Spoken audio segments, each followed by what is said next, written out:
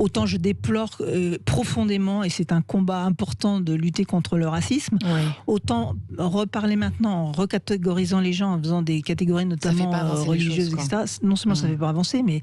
on n'avait pas fait des catégories comme ça autour des races, etc. depuis la France de Pétain. Donc moi, je ne vois pas en quoi trop c'est un progrès.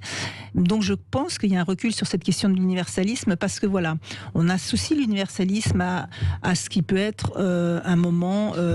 de la France, de la République, du colonialisme, enfin de plein de choses,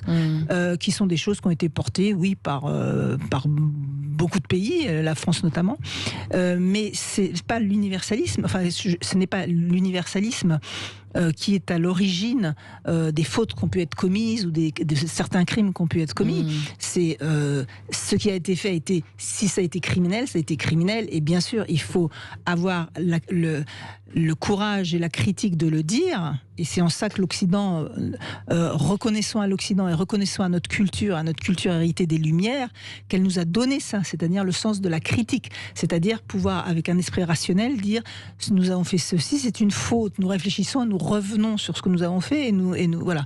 Donc c'est le contraire d'essentialiser, c'est le contraire d'être justement soit dans du communautarisme, soit dans l'essentialisation des choses. Donc aujourd'hui, qu'on soit chacun dans notre couloir avec nos ethnies, nos races, nos religions, et qu'on n'ait pas le droit de s'approprier les uns les autres, d'avoir un discours commun, parce que tout ça m'horripile et me contrarie, et me révolte. Et moi, je suis vraiment universaliste, et je pense qu'il n'y a pas des conditions des femmes qui sont réservées à certaines, et puis les autres, non, moins, pas comme nous, vous c'est votre culture, tant pis pour vous. Enfin, tout ça, j'ai jamais supporté, et c'est très à la mode, mais je le supporte